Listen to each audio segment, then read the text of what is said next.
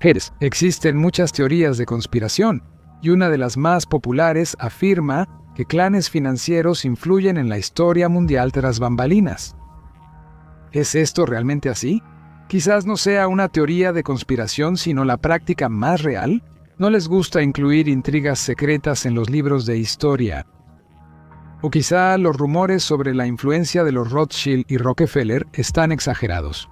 Bueno, vamos a pedir averiguarlo. Porque al analizar cómo se movían los flujos financieros hace siglos y las personas que los impulsaban, podemos ver cómo sus acciones todavía se sienten en nuestros días.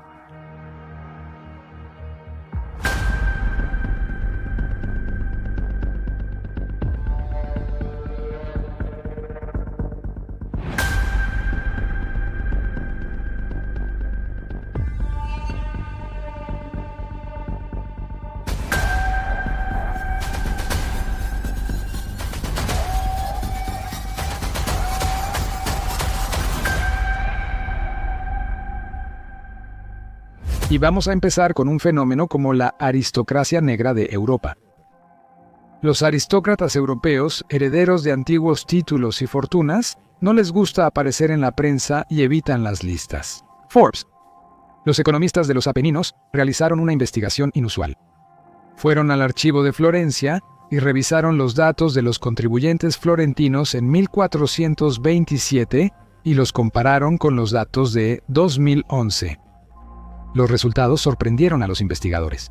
Entre los contribuyentes más ricos de los siglos XV y XXI, casi 900, apellidos coinciden. A lo largo de todo el siglo XX, los escritores volvieron varias veces al tema de la decadencia de la aristocracia y la desaparición de las viejas fortunas. Se escribieron poemas y novelas sobre la ruina de los nobles. Para el europeo moderno, un aristócrata es un anciano excéntrico que apenas puede calentar unas habitaciones en un castillo familiar en ruinas con goteras. Y de repente resultó que las conocidas familias aristocráticas sobrevivieron a todas las catástrofes sociales. A pesar de guerras y revoluciones, conservaron y aumentaron sus enormes fortunas, que son casi imposibles de contabilizar. Los condes de Cawdor, citados por Shakespeare en Macbeth, aún viven en su castillo ancestral. Los príncipes alemanes Fürstenberg, con linaje desde el siglo XIII, también viven en residencias familiares, castillos y palacios. Y la legendaria dinastía Schwarzenberg posee una docena de castillos y palacios. Su propiedad más impresionante es un enorme palacio en el centro de Viena.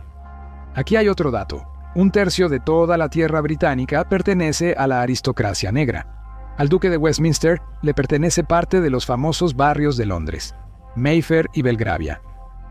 El conde Cadogan es dueño de la parte central de la capital inglesa, la Plaza Cadogan, parte de las calles Sloane Street y King's Road, Baronesa. Govard de Walden posee las prestigiosas calles londinenses Harley Street y Marylebone High Street. Todos los inmuebles ubicados en estas zonas se alquilan a la tarifa más alta del mundo. Comprar una casa construida por el dueño del terreno es casi imposible. Por cientos de millones de dólares, solo se compra el derecho a arrendar una mansión por un periodo de 35 años o más. Además, el comprador paga cada año al dueño por el alquiler del terreno bajo la casa. Sin embargo, la nobleza europea casi nunca figura en Forbes. ¿Por qué es así? El dinero antiguo, a diferencia del capital reciente, prefiere la discreción. En castillos y palacios de la nobleza, se resguardan numerosos libros, pinturas, muebles antiguos y obras de arte. Ni siquiera se puede calcular aproximadamente su valor total. Eso es para Gates y Zuckerberg. Cualquiera puede ver cuánto se valoran los activos en el mercado. Las propiedades de las familias nobles adquiridas durante siglos están cuidadosamente ocultas de miradas ajenas. Los ingleses llevan tiempo tratando de saber qué tierras posee Eduardo Guillermo Fitzalan Howard, el 18º duque de Norfolk. El duque habla con modestia de sus propiedades. Soy un simple agricultor. No son solo palabras. Incluso en la moderna burocracia de Bruselas, los aristócratas hallaron su fuente de ingresos. Como poseen cientos de miles de hectáreas de tierra, se presentan como agricultores y reclaman generosos subsidios que la Unión Europea otorga para apoyar la agricultura. Cada año, agricultores como el duque de Marlborough el duque de Northumberland, el duque de Westminster y el Lord Rothschild reciben de Bruselas entre 700.000 y 1.000.000 de libras esterlinas, es complicado calcular incluso las riquezas declaradas oficialmente. ¿Cuánto pueden valer los originales de famosos pintores, cartas de Cristóbal Colón, palacios en Sevilla y Madrid y la primera edición de Don Quijote, que tiene la familia del 19º duque de Alba? Mira el tenedor. Su fortuna se estima entre 600 millones y 4.7 mil millones de euros. Las cifras variables evidencian lo relativas que son las estimaciones. Parece que los dueños de este lujo ya debieron haber vaciado las arcas del Estado con sus impuestos. Si una persona común intenta vender una casa, una pintura o una antigüedad, de inmediato le aplicarán un molesto impuesto sobre las ganancias de capital. En España la tasa es del 34% y en Inglaterra del 40%. Recibir una herencia también paga el mismo impuesto. Pero mientras que los europeos comunes se ven obligados a vender de inmediato la propiedad heredada para pagarle al fisco, sus compatriotas nobles utilizan métodos alternativos. Lo más común es transferir el palacio y sus riquezas a un fondo especial. El fondo es administrado por los miembros de la familia. Al final, las nuevas generaciones reciben una propiedad carísima, pero no pagan ni un centavo al presupuesto. Al vender antigüedades, se utilizan otros trucos. En 2001, los propietarios del castillo Howard en North Yorkshire vendieron una pintura del famoso artista Joshua Reynolds por 9.4 millones de libras. Para no pagar impuestos, declararon que la pintura no era una obra de arte única, sino parte de las telas y tapicerías del castillo. En 2014, el Tribunal de Apelaciones falló a favor de los propietarios. Los aristócratas prefieren no involucrarse en la crónica social. La única excepción es la familia real de los Windsor y la duquesa de Alba, que perdió la razón en su vejez. Esta modestia tiene sus razones. En primer lugar, ayuda a evitar la atención pública sobre la riqueza, las formas poco convencionales de obtener ingresos y la evasión de impuestos. En la época de empobrecimiento de la clase media, esto es especialmente importante. Las fortunas de la aristocracia casi siempre se obtuvieron ilegalmente. No se trata solo de la antigua época de cercamientos, eliminación de tierras comunales, piratería, guerras coloniales y trata de esclavos. De eso hablaremos un poco más adelante. Pero también, a lo largo de todo el siglo XX, las familias nobles sobrevivieron y se enriquecieron, colaborando con los regímenes políticos más odiosos. Los príncipes Borghese y Tarlonia apoyaron a Benito Mussolini.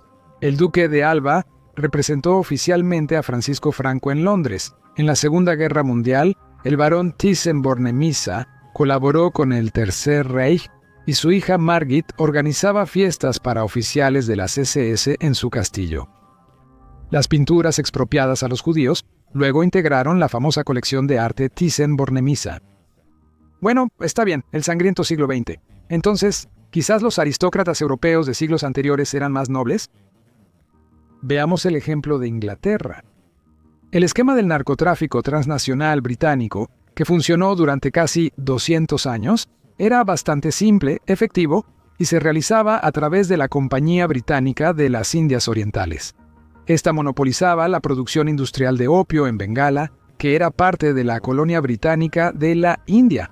Fue ahí donde se producía el opio de la más alta calidad. Los miembros y accionistas de la compañía eran las principales figuras del Imperio Británico, los lores Pere. Ellos iniciaron en China una narcocivilización, volviendo adicta al opio a toda una generación china.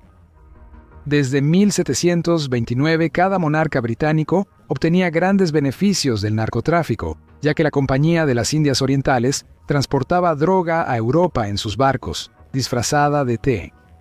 Hoy en día, las ganancias del tráfico internacional de drogas se integran perfectamente en el Fondo Común Aristocrático Europeo, principalmente inglés. El Triángulo de Oro es la ruta de tránsito de la heroína cruda desde Asia hacia Europa. Su procesamiento y conversión en producto terminado lo realizan, por ejemplo, laboratorios en la costa de Francia. Cualquier flujo financiero importante no es solo de la narcomafia, cárteles y sindicatos, sino también un mecanismo de las élites gobernantes para aumentar fortunas familiares a costa del pueblo. El príncipe Carlos dirige el Club de la Isla, conformado por 4.000 oligarcas de países de la Mancomunidad de Naciones, la Unión, Gran Bretaña y excolonias. El Club de la Isla es el brazo financiero y económico de la monarquía británica, capaz de abrir o derribar muchas puertas. Además, 117 corporaciones con sede en la City de Londres están en la lista de las 500 más grandes del mundo. La mayoría de los dueños y directores de estas corporaciones pertenecen a la Cámara de los Lores. Los fundadores de la imprenta privada de la Reserva Federal de Estados Unidos, Warburg, Morgan, Rockefeller y Rothschild, de quienes hablaremos después, también son lores británicos o banqueros de estos. En Gran Bretaña, solo la Cámara de los Comunes es electa. La Cámara Alta, formada por lores, puede anular sus decisiones. Es hereditaria. Y se sabe cómo empezaron los abuelos y bisabuelos de los lores actuales. Eran representantes de profesiones tan dignas como extorsionador, ladrón, contrabandista, pirata, traficante de drogas, de armas y de esclavos. Según el experto político Lyndon LaRouche, Venecia, con su modelo de imperio oligárquico, que practicaba una diplomacia orientada a enfrentar a sus oponentes entre sí, se convirtió en el modelo que fue trasladado a Inglaterra y los Países Bajos. Y, por cierto, fue precisamente en los Países Bajos donde se probaron nuevas tecnologías de manipulación financiera. Por ejemplo, la deuda externa del Estado, que ahora está de moda y funcionaba bien hace 300 años, los holandeses descubrieron que podían comerciar su deuda y obtener ganancias. Aquí va otro esquema. Imaginen un banco que acepta depósitos, emite bonos a prestatarios y paga un 6% anual de interés. Cada año, los prestatarios se reúnen y reciben intereses durante toda su vida. Si alguno de ellos muere, su parte se divide entre los que siguen vivos. El crédito se liquida tras la muerte del último prestatario y no se devuelve el préstamo. Con este esquema, cada año es suficiente tener una reserva del 6% para el pago de toda la deuda y el resto del dinero se puede usar para cualquier propósito. Aquí hay otra opción: invertir dinero en bonos de la deuda nacional de Inglaterra al 8% anual, y con esto, emitir bonos de la deuda nacional de Holanda al 4% anual. Tras todas las maniobras, Cochrane conservaba su 4% de ganancia. ¿Quiénes inventaron esta maniobra? En 1785, Holanda tenía unos 25.000 habitantes. Unos 5.000 trabajaban en banca e inversiones. De esos 5.000, unos 500 eran los principales magnates bancarios de Holanda y del mundo. Estas 25.000 personas en Holanda eran sefardíes y askenazíes. A fines del siglo XVIII, los askenazíes comerciaban más con Francia y Alemania, y los sefardíes con Inglaterra y Estados Unidos. También hubo casos opuestos. Mayer Amschel Rothschild, judío alemán, administró a Wilhelm de Hesse-Kassel, vendió soldados a los ingleses en la Revolución Francesa y cobraba recompensas por los muertos. Aproximadamente desde 1785, el Banco de Ámsterdam deja la reserva del 100%, que lo hizo el banco más confiable por 2 siglos, y adopta primero una reserva del 25% y luego del 10%. A la vez, las inversiones holandesas en bancos y empresas extranjeras crecen mucho. El capital empieza a salir de Holanda. El 90% de los ingresos en Holanda quedaron en manos del 8% de la población. Todo el país trabajaba para que ese 8% se hiciera más rico, mientras el pueblo se empobrecía. ¿No les suena familiar? Ese 8% no pensaba en Holanda. Estaban bien en Londres, Nueva York y París. Veían a Holanda como un lugar donde un montón de pobres pagaban con sus impuestos los pagos de la deuda externa. En resumen, Holanda es un caso único de país destruido por su deuda interna y el carácter bancario depredador de su economía. Así lo dicen los historiadores. Lo sorprendente no es que Holanda haya dejado de ser una de las grandes potencias de Europa, sino que haya logrado mantenerse a flote durante tanto tiempo. Con los años, el modelo veneciano de imperio oligárquico, que pasó por Inglaterra y Holanda, sufrió otra mutación. El concepto malthusiano predice una inevitable superpoblación y justifica el exterminio de pueblos bajo el pretexto de la lucha por recursos para ciertos estados.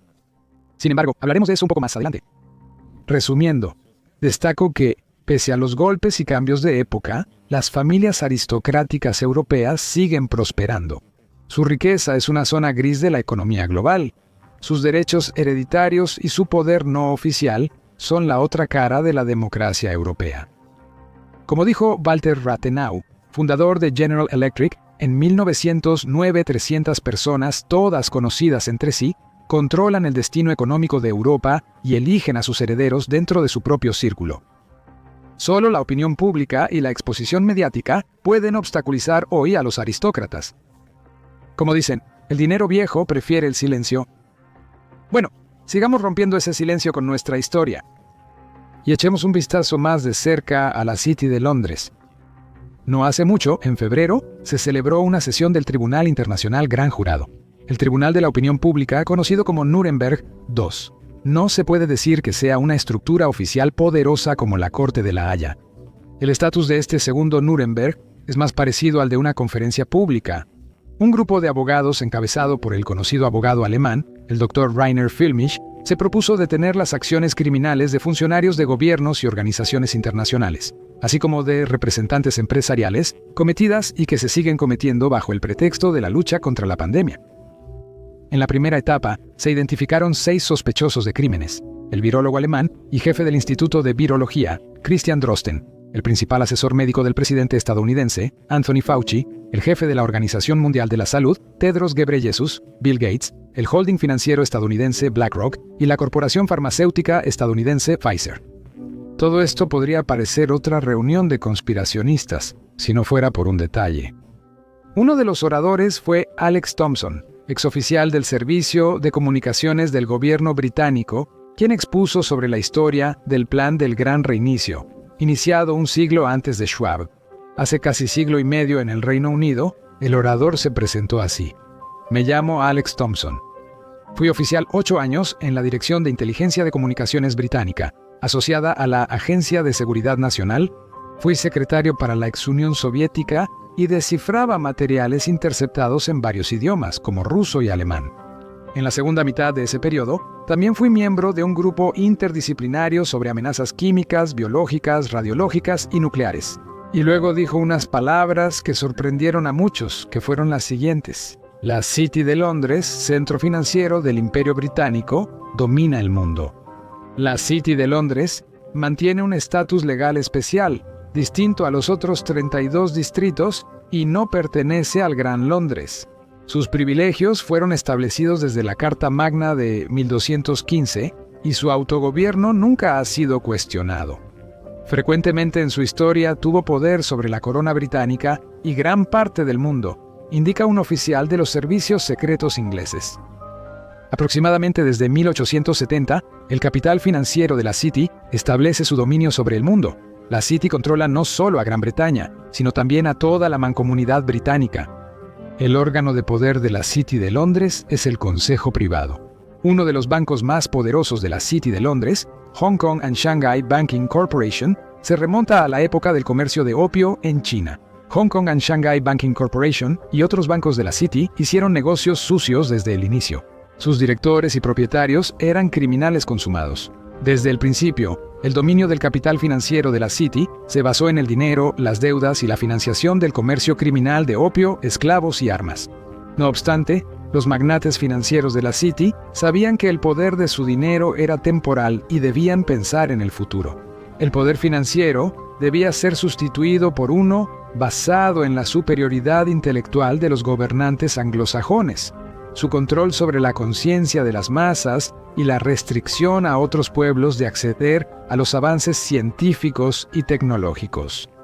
John Ruskin, escritor, pintor y teórico del arte inglés, jugó un papel clave en reconstruir la psicología e ideología de Londres como centro mundial.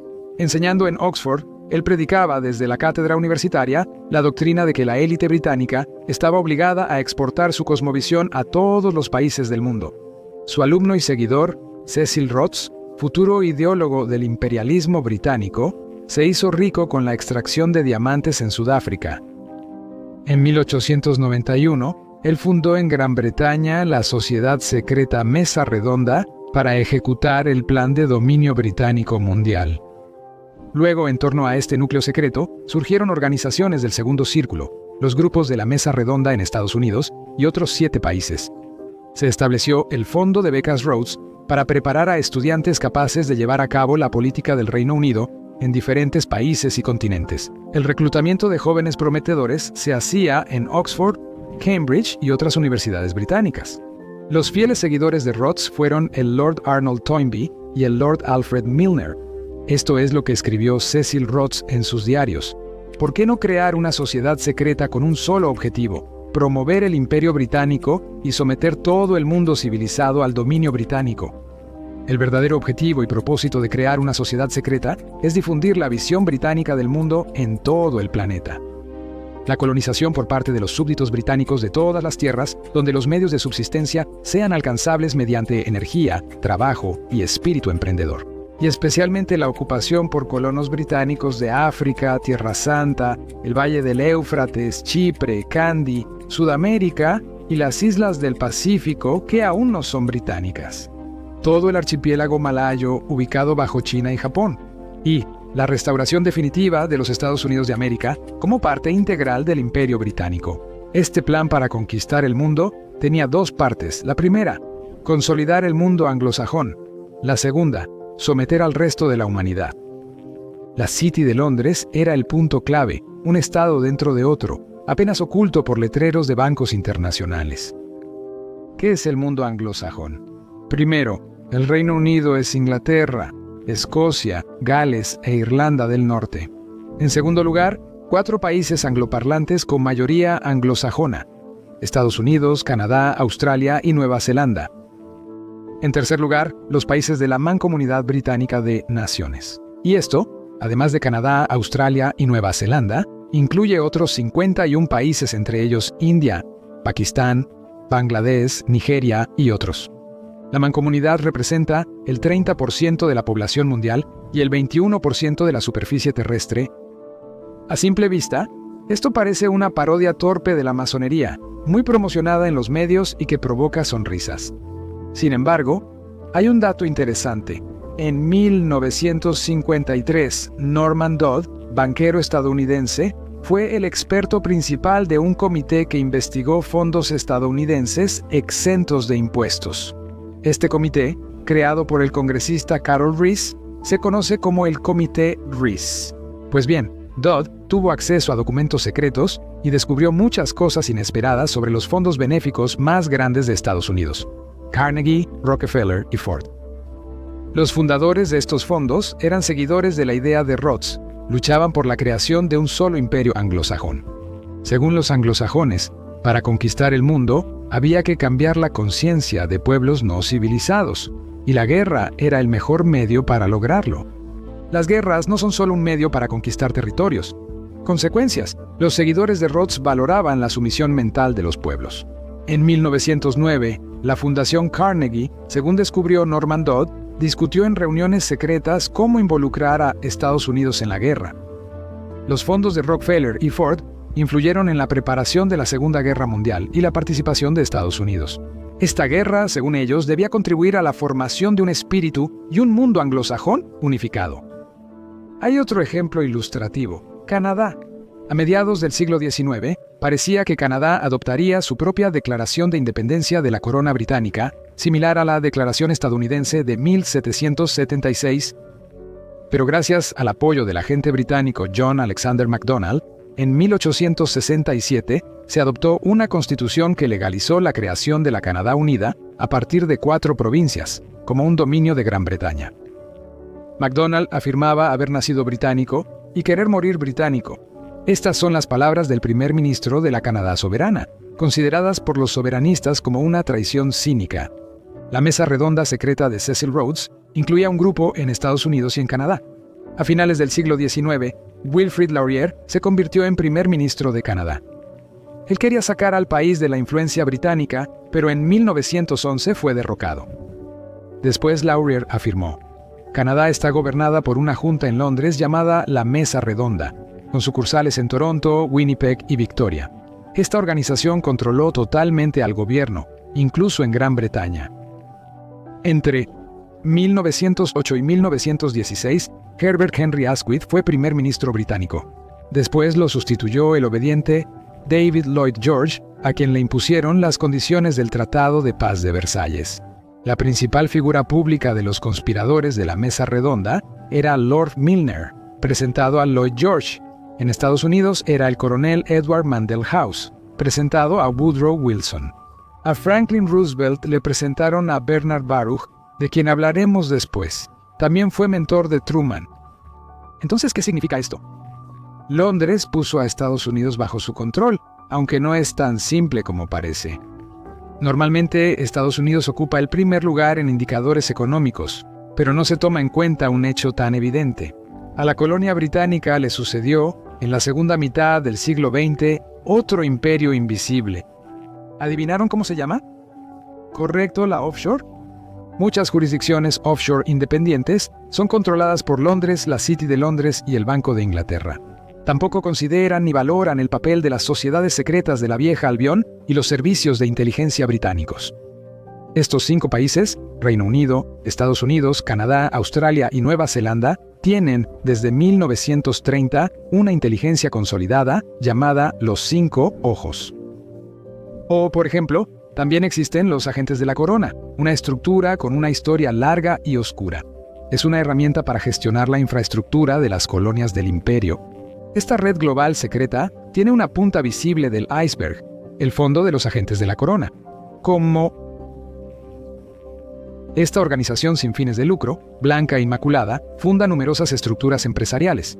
Entre los miembros del fondo de los agentes de la corona está el Standard Chartered Bank, uno de los bancos más antiguos e influyentes de la City de Londres. Unilever, la Cámara de Comercio Internacional del Reino Unido y Transparencia Internacional, la Sociedad Real de la Commonwealth, el Consejo de los Países del Caribe y muchas otras estructuras y organizaciones. La geografía de las actividades de Crown Agents y su estructura empresarial va mucho más allá de la Commonwealth británica.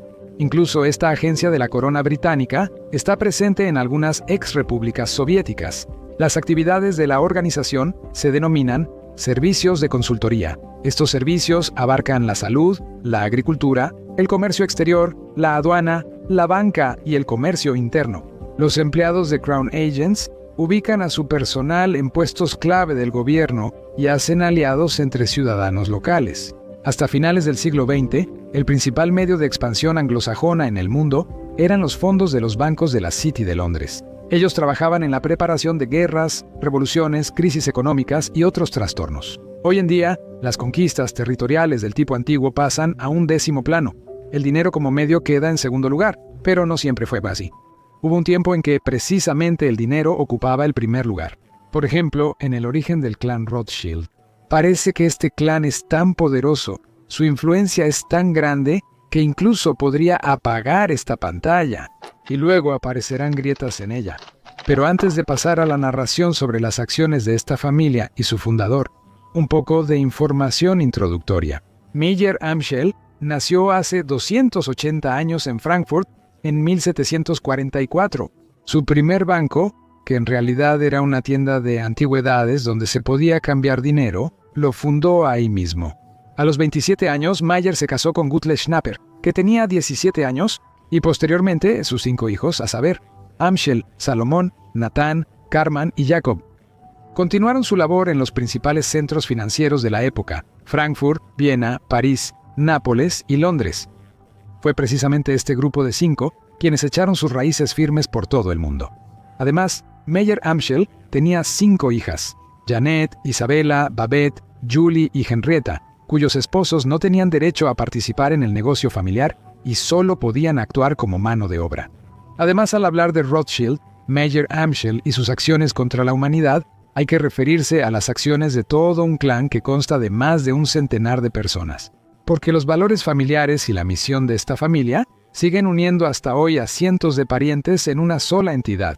El fundador de los Rothschild murió en 1812. Antes de morir, redactó un acuerdo de sociedad y un testamento en el que estableció los principios para la gestión futura de la empresa familiar. Aquí están estas elocuentes instrucciones de Rothschild a sus hijos. Primero, todos los puestos importantes en el negocio deben ser ocupados únicamente por miembros de la familia. Solo los descendientes varones pueden participar en los asuntos y solo los herederos directos varones pueden heredar. El hijo mayor se convierte en el jefe de la familia, a menos que los hermanos reconozcan unánimemente otra cosa. Segundo, Los hombres de la familia deben casarse con sus primas hermanas o primas segundas para que los bienes acumulados permanezcan dentro de la familia y sirvan al bien común. Las hijas deben casarse con aristócratas, manteniendo su fe.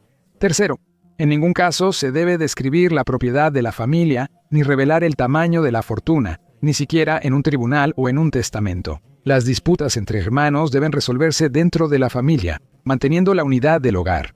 Cuarto, el dinero grande ama el silencio. Cabe señalar que los Rothschild siguen este último consejo hasta el día de hoy. De hecho, los miembros de la familia no se distinguen por una riqueza fabulosa, al menos oficialmente. Pero sobre la influencia de la familia circulan leyendas. Bueno, y ahora mostraremos el logro más grande de toda la variedad de acciones realizadas por los representantes de la familia Rothschild: crear un Estado judío. ¿Sabías que fueron los Rothschild quienes invirtieron millones de libras en la colonización de Palestina? El barón Edmond de Rothschild, miembro de la rama francesa de los Rothschild, compró activamente tierras en Palestina y brindó un poderoso apoyo financiero a los primeros colonos judíos en esas tierras. El dinero de los Rothschild y la idea político-religiosa del sionismo sobre el dominio mundial judío, proclamada por el fundador de la Organización Sionista Mundial, Teodoro Herzl, determinaron posteriormente el destino de la creación del futuro Estado judío en el siglo XX. Con esta misión está estrechamente relacionada también el apoyo a Hitler, el patrocinio de Hitler. Los Rothschild, junto con los Rockefeller, fueron esa fuerza financiera que estaba detrás del líder nazi. Adolf Hitler llegó al poder con ayuda financiera a través de cuentas en el Banco de Inglaterra, así como también a través de otras organizaciones bancarias de Inglaterra y Estados Unidos. Por ejemplo, a través del banco Kuhn, Loeb y Co. Estaba dirigido por Paul Warburg, representante de los Rothschild, de quien hablaremos más adelante. También cabe señalar que el corazón del poderío militar nazi era la unión de los consorcios químicos alemanes Interessengemeinschaft Farben. En Estados Unidos este conglomerado tenía su propia filial, y uno de sus directores era Max Warburg, hermano de Paul Warburg, y por lo tanto, también representante de la dinastía Rothschild. En las dos primeras guerras mundiales, las principales agencias de noticias de Alemania estaban en manos de los Rothschild. Con su ayuda, controlaban los flujos de información desde Alemania hacia otros países. Resultó sorprendente el hecho de que, en medio de la destrucción casi total de las empresas industriales de Alemania, las fábricas del conglomerado Farben no sufrieron daños por los intensos bombardeos aéreos. Al final, el barón Rothschild financió simultáneamente tanto la colonia judía en Palestina como la campaña electoral de Adolf. El objetivo era simple: convencer a los judíos de abandonar Europa y crear en Palestina su nuevo imperio. Expandir el proyecto mundial del sistema bancario. No es ningún secreto que la familia Rothschild, desde la época de Mayer-Amschel, durante siglos ha ido estableciendo lenta pero seguramente sus bancos centrales en cada país del mundo, dándoles una cantidad increíble de riqueza y poder. Aproximadamente en 1815, esta familia conquistó el Banco de Inglaterra y expandió su control sobre los bancos en todos los países del mundo. Su método consistía y consiste hasta el día de hoy en hacer que los políticos corruptos de un país obtengan enormes préstamos de sus bancos centrales, los cuales nunca podrán pagar. Por eso, siempre son clientes y deudores. Rothschild, la tecnología para someter gobiernos y estados fue bien descrita por Nathan Rothschild. Aquí está su cita: quien controla la emisión de dinero, controla el gobierno. Y no importa qué marioneta esté sentada en el trono del Imperio Británico, el hombre que controla la emisión de dinero en Gran Bretaña controla el Imperio Británico, el mejor de los 5 de Frankfurt. Así es como se puede llamar al tercer hijo de Rothschild Mayer-Amschel, Nathan. En varias ocasiones, él, fundador de la rama inglesa de los Rothschild, se destacó entre sus hermanos por su habilidad para ganar grandes sumas de dinero. En 1811, él abrió el banco N.M. Rothschild, que aún existe hoy bajo el nombre de N.M. Rothschild y Sons. Aquí tienes 3 jugadas geniales con las que Nathan logró una gran ganancia para la familia. Gracias a él, en 1814, el gobierno británico involucró a su banco para financiar la campaña militar contra Napoleón. En un año, más de 11 millones de libras en oro se enviaron desde Inglaterra al mariscal Wellington y aliados mediante los bancos de los hermanos. También es interesante el hecho histórico cuando Nathan Rothschild ganó 40 millones de libras esterlinas gracias a información que recibió antes que los demás, lo que permitió a su familia hacer un movimiento infalible en la bolsa. Se trata de la batalla de Waterloo. Nathan, al enterarse de la victoria sobre Napoleón un día antes que todos en Londres, llegó a la bolsa con cara triste y empezó a vender bonos del gobierno. Al ver esto, los corredores de bolsa creyeron que los ingleses y sus aliados habían sido derrotados y rápidamente vendieron los valores a bajo precio. Esperando el colapso, los agentes de Nathan compraron bonos del gobierno que habían bajado de precio. Fue precisamente de esta manera que Nathan ganó para su familia una suma fabulosa para esa época: 40 millones de libras. Otro de los grandes logros financieros del tercer hijo de Rothschild fue el préstamo que otorgó al gobierno británico por la impresionante suma de 20 millones de libras esterlinas para compensar a los dueños de esclavos en los dominios tras la abolición de la esclavitud. Solo piénsalo. El gobierno solicitó un préstamo para compensar a los oligarcas traficantes de esclavos por la abolición, quienes, como Nathan Rothschild, en la Bolsa de Londres también lucían tristes. Pero no profundicemos solo en la biografía de este clan, porque nos esperan otros personajes. Por supuesto, después de Rothschild, lo más lógico es pasar al segundo apellido que se ha vuelto un nombre común. En una cálida mañana de agosto de 1923, un niño de 7 años llamado David atrapó un gran escarabajo marrón en el prado. El insecto, con mandíbulas amenazantes, trató de morder al niño, pero el escarabajo no sabía en manos de quién estaba. David no se asustó, lo puso en un frasco, lo llevó a casa, esperó a que el escarabajo muriera y lo clavó con un alfiler. Le gustó tanto este proceso que más tarde se convirtió en la pasión de toda su vida. Uno debería conmoverse ante tal amor por la naturaleza desde la infancia. Si Rockefeller no hubiera detallado en sus diarios cómo y cuánto tiempo usaba gasolina o acetona para asfixiar insectos de su colección. El nieto favorito del fundador de la dinastía, John Rockefeller, David heredó de su abuelo Rockefeller no solo una fortuna de miles de millones, sino también la ideología familiar sobre la exclusividad de los ricos. Este simpático viejito, repartiendo propinas a su servidumbre. El abuelo Rockefeller y su nieto en crecimiento empezaron a ayudar a un joven político alemán, Adolf Schicklgruber, quien, aunque con sus propias modificaciones, comenzó a poner en práctica esta idea. El banco Rockefeller en Guadalupe Morgan dio 11.000 millones de dólares a Hitler para crear un mundo mejor y a las mejores personas. También enviaron desde Estados Unidos a especialistas en eugenesia para ayudar. La derrota de Hitler no incomodó a los Rockefeller. Ya en los años 50, David, junto con científicos que huyeron de la Alemania nazi, convierte todo un país, Puerto Rico, en su laboratorio. En 1965, 1 de cada 3 mujeres en la isla fue esterilizada. A muchas campesinas ni les informaban y les decían que era para prevenir enfermedades comunes. Pero eso no les bastó. Médicos del Instituto Rockefeller infectaron a puertorriqueños con células cancerosas y no les importaba si los sujetos morían. Aquí están los registros del diario del Dr. Cornelius Rhodes. Los puertorriqueños son, sin duda, la raza de personas más sucia, más perezosa, en su mayoría degenerada y ladrona que jamás haya habitado este planeta. Lo que esta isla necesita no es atención médica, sino una ola gigante o algo más para sobrevivir. He intentado exterminar completamente a esta población. He puesto todo mi esfuerzo en continuar el proceso de exterminio. Matando a 8, ¿no? El fragmento escandaloso apareció en las páginas de la revista Time. Y, al parecer, estos experimentos inhumanos estaban a punto de terminar.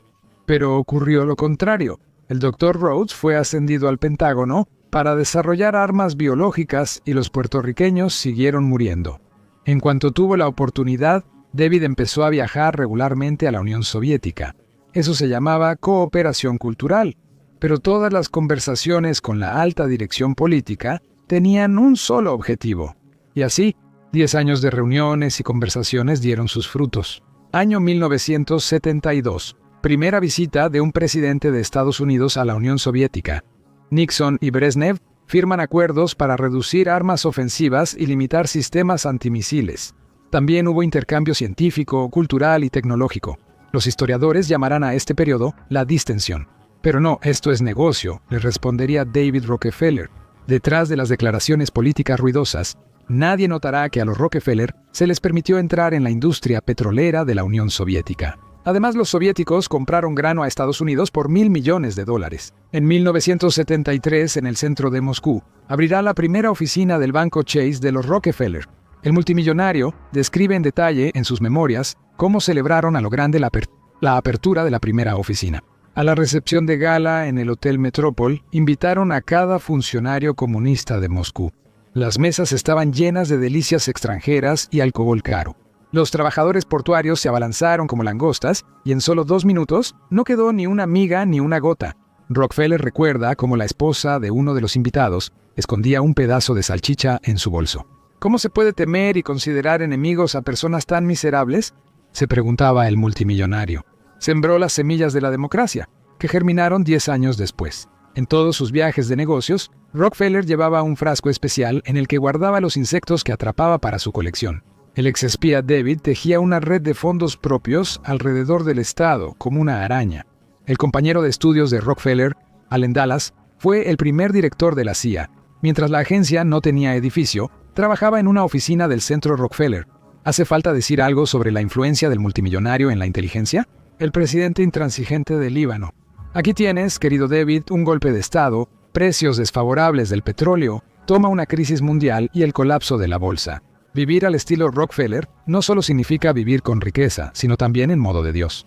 Ejecutas y perdonas evitando que los rascacielos oculten el sol. Llamas a tu hermano, el gobernador, y él mueve la construcción del World Trade Center unos metros. La zona de interés no es solo una región, es un planeta completo. David Rockefeller crea el exclusivo Club Bilderberg, donde los candidatos a presidentes de decenas de países vienen a presentarse. Y también organizó la Comisión Trilateral, donde se decide el destino de América, Europa Occidental y Asia.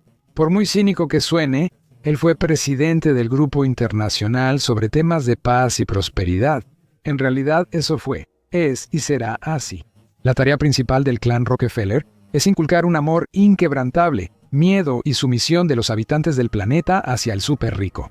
Mientras los pueblos de la Tierra, en especial Asia y África, no regulen la natalidad ni reduzcan la población artificialmente, el futuro del planeta seguirá siendo una incógnita. Una de las estructuras más evidentes, que no espera la aprobación de la Organización de las Naciones Unidas y que ya se dedica metódicamente a reducir la población de la Tierra, se llama precisamente Fundación Rockefeller. Antes de la Segunda Guerra Mundial, la Fundación Rockefeller ya financiaba investigaciones científicas para planear un imperio mundial tras la guerra. Los ciudadanos juegan juegos de estrategia en la computadora, pero la estrategia global de países la desarrolla la Fundación Rockefeller. Hasta el día de hoy, sigue siendo la fuente de salario para miles de investigadores y analistas quienes estudian los intereses del clan y sus direcciones. Sin embargo, los Rockefeller siempre decidían estas direcciones y conclusiones por su cuenta, considerando sus intereses. Hasta 1939, la Fundación Rockefeller financió el Instituto Kaiser Wilhelm en Berlín. En ese entonces, esto se llamaba eugenesia. Querían eliminar o esterilizar a quienes consideraban inferiores, pero los otros representantes de la humanidad, que según ellos también lo eran, no aceptaban reconocerse así. Por eso los Rockefeller tuvieron que presentar la eugenesia como un tema de población. Si escuchan sobre planificación familiar o sobrepoblación, ya saben de qué se trata.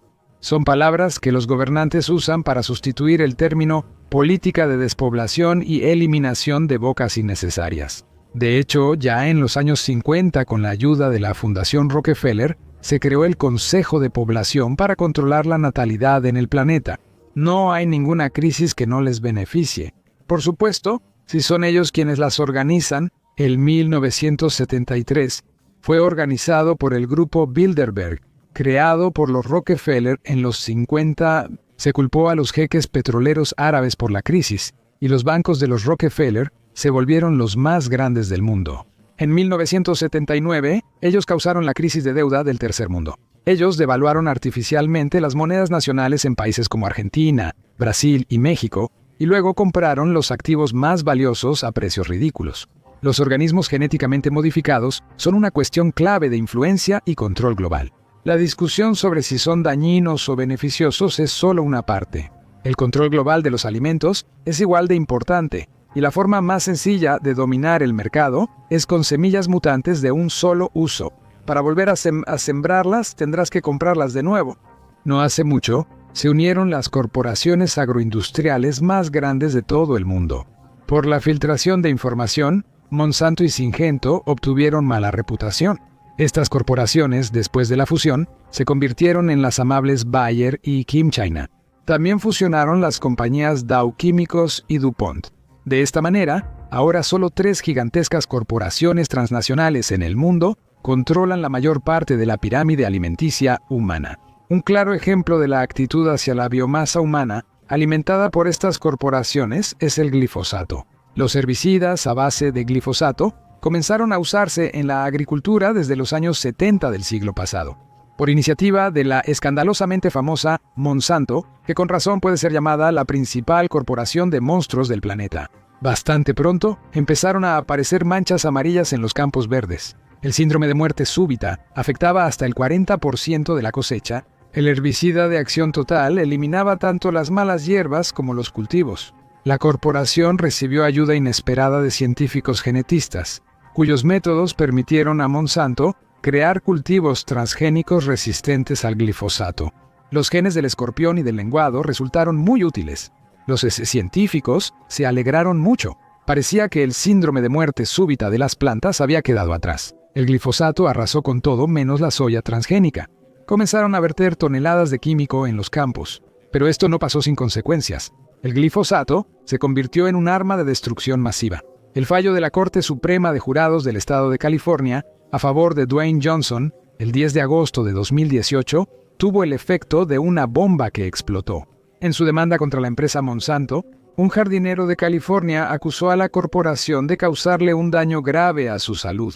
Bajo la influencia del contacto constante con el glifosato, desarrolló linfoma que progresó rápidamente. Por decisión del tribunal, al demandante se le otorgó una compensación de $280 millones, pero la salud no se puede comprar con ningún dinero. Al emitirse el veredicto, Johnson estaba en etapa terminal de cáncer de sangre y solo le quedaban meses de vida.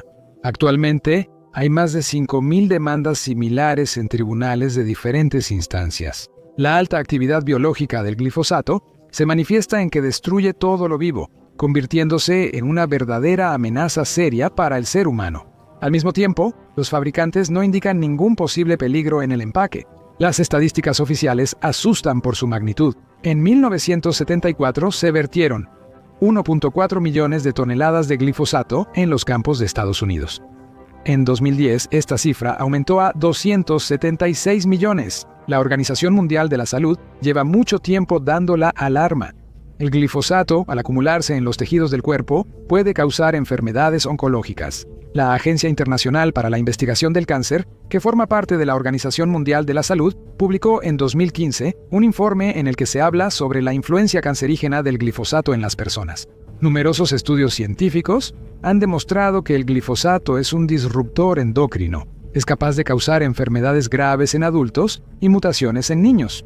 En las estadísticas médicas se observa una clara relación entre el uso de glifosato y el aumento de casos de infertilidad, trastornos de la función tiroidea, enfermedades del hígado, riñones, etc. Publicaciones como esta y muchos artículos en revistas científicas que muestran el daño del glifosato fueron calificadas como falsas por defensores del herbicida, omitiendo que la mayoría de estudios sobre su seguridad fueron financiados por Monsanto. La corporación también ocultó su colaboración con funcionarios de la Agencia de Protección Ambiental de Estados Unidos, quienes activamente se opusieron a las investigaciones sobre la carcinogenicidad del compuesto. ¿Cuál es el recorrido que sigue el glifosato antes de llegar al organismo humano? En la tierra tratada con glifosato crece soya, que luego se utiliza para producir harina, un alimento compuesto para animales. El glifosato llega a la mesa de las personas por la carne y la leche a lo largo de la cadena alimenticia. Los agricultores europeos y estadounidenses señalan un trastorno progresivo de la función reproductiva de las vacas, el nacimiento de crías con anomalías fisiológicas proporcional al uso de glifosato en la alimentación animal. Toda la soya y harina extranjera para alimentación animal está ampliamente rociada con glifosato. El glifosato alcanza el agua potable y las personas lo absorben hasta por la leche materna. Desafortunadamente, esto no es una expresión figurada. En diferentes regiones de Alemania, expertos independientes tomaron muestras de leche materna. Los resultados de los análisis fueron impactantes. El contenido máximo permitido de glifosato en las muestras tomadas fue superado entre 2 y 4 veces. El herbicida altamente tóxico provoca defectos en el desarrollo de los niños. El más grave de ellos es el autismo. Al entrar al organismo, el glifosato daña la mucosa intestinal y de esta manera es una de las causas de la formación del llamado intestino permeable o síndrome de permeabilidad intestinal aumentada. Por eso las toxinas ingresan a la sangre y llegan al cerebro y otros órganos. Europa da la voz de alarma. En Francia investigan actualmente casos masivos de niños que nacen con extremidades atrofiadas y se inclinan a pensar que la causa probable de esto son los herbicidas. La marca de glifosato más popular, Roundup, contiene herbicidas de Monsanto. Su nombre, que significa defensa circular, refleja la situación actual en torno a su uso.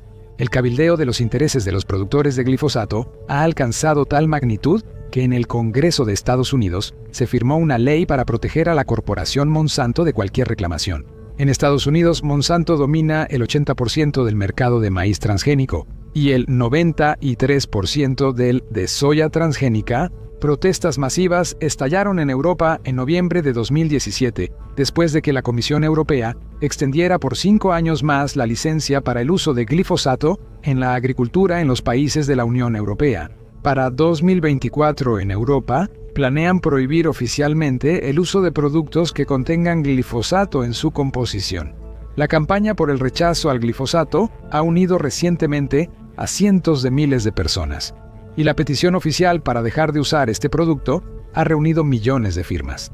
Pero las corporaciones, como si no notaran todo esto, siguen hablando de su misión pacificadora, publicando numerosos informes sobre su labor misionera y cínicamente promocionando su lucha contra el hambre en los países en desarrollo. Pero esto comenzó hace casi medio siglo. La Fundación Rockefeller inició experimentos con organismos genéticamente modificados en 1984. En ese entonces, la fundación lanzó un programa para modificar el genoma del arroz y, en 17 años, invirtió más de $100 millones solo en el arroz transgénico y su distribución. ¿Por qué precisamente arroz? Porque es el alimento básico para casi 3.000 millones de personas. El arroz fue modificado bajo una apariencia atractiva, enriquecido con vitamina A, un problema cuya carencia es relevante para los países asiáticos. Sin embargo, para obtener la dosis necesaria de esta vitamina, habría que comer 9 kilos de arroz transgénico al día, así que, en realidad, no resolvía nada. Sin embargo, bajo este pretexto, la idea fue recibida con entusiasmo por la población experimental. Luego empezaron a experimentar con la soya. La soya siempre fue un alimento para animales. Es exclusivamente un cultivo forrajero y no es adecuada en absoluto para la alimentación humana. Pero producirla es muy rentable para las corporaciones. Con el tiempo, convencieron a la gente de que la proteína de soya podía reemplazar otras. Y así la soya se volvió alimento para humanos. ¿Qué más hacían ellos? Por ejemplo, patentaron una variedad de girasol con alto contenido de ácidos oleicos y sugirieron que cualquier otra variedad similar violaría sus derechos de autor. Aquí tienes un pequeño ejemplo de la historia reciente. Tras la guerra en Irak, el Fondo Monetario Internacional tomó poder, permitiendo que la industria alimentaria cambiara rápidamente a semillas transgénicas. La Fundación Rockefeller controló los principales bancos genéticos en Irak y el de arroz en Filipinas. En los papeles están bajo su administración fiduciaria. Suena bonito, pero eso les permite tomar semillas de esos bancos, modificarlas y luego patentarlas. Así se convierten en su propiedad. Algunos científicos advierten sobre la amenaza de los organismos genéticamente modificados para la biodiversidad. Pero esto no afecta a la promoción global de estas tecnologías. La Fundación Rockefeller tiene miles de científicos comprados que llenan de materiales positivos a quienes dicen la verdad. Además, han construido sus propios almacenes del día del juicio final, por lo que no ven amenaza personal a la biodiversidad. Para ellos mismos, justamente, lo han guardado todo. Si surge esa necesidad, la Fundación Rockefeller venderá todo eso al resto del mundo. De niño, el fundador de la dinastía vendía dulces a sus hermanas. Pero de verdad los Rothschild y los Rockefeller, que están a la vista de todos, ¿son los principales villanos del planeta? Hace algunos años, se supo sobre la creación de un fideicomiso internacional único entre los Rothschild y los Rockefeller. Este hecho sorprendió a muchos analistas, pues el siglo XX estuvo marcado por la lucha entre estas dos familias. Versión oficial: 2 clanes se unen para sobrevivir a la crisis económica mundial. ¿Pero qué fue lo que realmente sucedió? La primera rareza de la nueva alianza es que las superfamilias unieron sumas de apenas 40,000 millones de dólares. Tales sumas pueden parecerle decentes a Bill Gates o Warren Buffett, pero no a los principales clanes financieros del mundo. Hoy en día, la fortuna combinada de los Rothschild, según estimaciones aproximadas, supera los 4 billones de dólares, mientras que el capital total de los Rockefeller es de aproximadamente 1 billón menos. Resulta que la unión de capitales no es una declaración de supervivencia, sino una clara pretensión de dominio en el mundo post-crisis, la punta del iceberg en la lucha entre élites cerradas. Si los Rothschild y Rockefeller planean luchar contra alguien, significa que no son los más importantes en las finanzas globales tras bambalinas. Mayer Rothschild, fundador de la dinastía, nació en Alemania en 1744, y John Rockefeller, padre, líder del clan, casi un siglo después en Estados Unidos. Si estas familias son jóvenes históricamente, ¿quién gobernaba el mundo cuando los Rothschild y Rockefeller eran niños? Tal vez la familia cuyos miembros fundaron su banco Standard Chartered un par de cientos de años antes, en 1613. En 1881, la familia Baruch se muda a Nueva York y el joven Bernard ingresa al City College. Después de graduarse, trabaja como corredor en la Bolsa de Valores de Nueva York y en 1903 funda su propia compañía de corretaje. A pesar de la moda de la época de unirse en compañías fiduciarias, Bernard Baruch lleva su negocio de corretaje bastante exitoso, supuestamente solo. Aunque por supuesto, el éxito se debe al apoyo del clan más antiguo. Pero para el público, Bernard recibe el apodo de Lobo Solitario de Wall Street, y a los 33 años se convierte en millonario, logrando aumentar su capital incluso en medio de crisis constantes en Estados Unidos. Desde 1912, Baruch juega la carta política financiando la campaña electoral de Woodrow Wilson. Agradecido por su apoyo, Wilson lo suma al Departamento de Defensa Nacional. Durante la Primera Guerra Mundial, Baruch se convierte en el jefe del Comité Militar Industrial de Estados Unidos y pone en marcha el engranaje del aumento de armamentos, lo que permite superar temporalmente una serie de crisis en la economía del país. Fue Baruch, como asesor del presidente, quien persuadió a Wilson de apoyar la idea de crear la Reserva Federal. Y desde 1913, el gobierno de Estados Unidos delega la autoridad para la emisión de billetes de dólar a la estructura comercial del sistema de la Reserva Federal. Después de la revolución en Rusia, Baruch inesperadamente se convierte en partidario de la cooperación con la Unión Soviética. Lenin, junto con Yammer y Garriman, lo invita a ayudar a reconstruir la economía nacional del país de los soviets. Algunas de las primeras fábricas construidas por estadounidenses en Rusia en las décadas de 1920 y 1930 fueron las fábricas de tractores en Volgogrado, Kharkov y Chelyabinsk. Estas fábricas tenían doble propósito. Además de tractores, producían tanques, vehículos blindados y armamento. Los vehículos del ejército se fabricaban en dos plantas principales, Gorky y Likhachov, esta última construida con apoyo de Henry Ford. En los años 30, empresas estadounidenses también construyeron dos enormes plantas de fundición de acero, en Magnitogorsk y Kuznetsk. Previniendo la situación mundial, Baruch y banqueros de Estados Unidos y Reino Unido, aliados, ejecutan una maniobra creativa a finales de la década. Él logra reorientar la economía estadounidense para servir al complejo militar industrial mediante su colapso artificial y sumergiéndola en una situación de crisis. Demuestra sus acciones a un político británico prometedor, Winston Churchill, invitándolo a Estados Unidos con el pretexto de dar conferencias. 1929. El 24 de 1929, durante el colapso de la Bolsa de Nueva York, Baruch lleva a Churchill a Wall Street mientras una multitud se agita frente a la bolsa.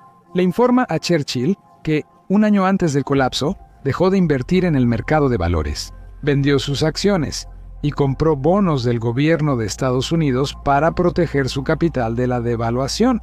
Esto impresionó enormemente a Churchill, y desde entonces su amistad con Baruch adquirió no solo un carácter personal, sino también rasgos de una asociación estratégica. Fue precisamente Baruch, junto con Churchill, quienes se convirtieron en los principales organizadores del juego para fortalecer y luego enfrentar a Alemania y la Unión de Repúblicas Socialistas Soviéticas. En 1933, Estados Unidos establece relaciones diplomáticas con la Unión de Repúblicas Socialistas Soviéticas y Bernard Baruch, junto a políticos estadounidenses, recibe a los enviados soviéticos Maxim Litvinov y Evgeny Rosengolds para desarrollar una línea de conducta conjunta.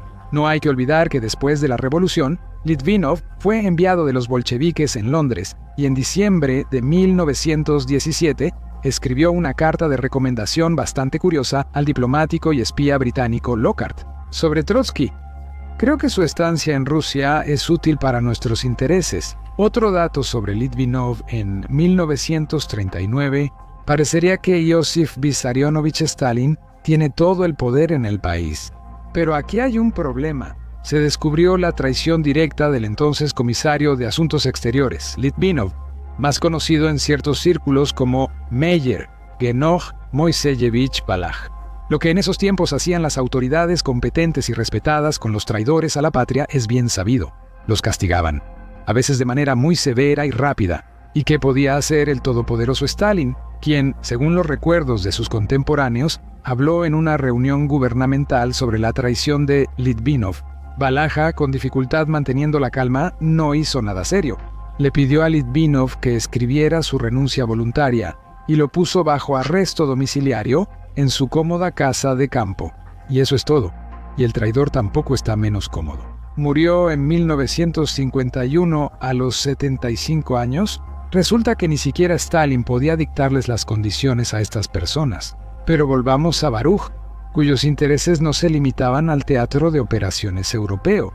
En 1934, junto al ministro de Finanzas de Estados Unidos, Henry Morgenthau, realizó una operación inédita para cambiar las reservas de oro de China por bonos. Acorralado, Chiang Kai-shek, que sufría derrota tras derrota, aceptó este intercambio.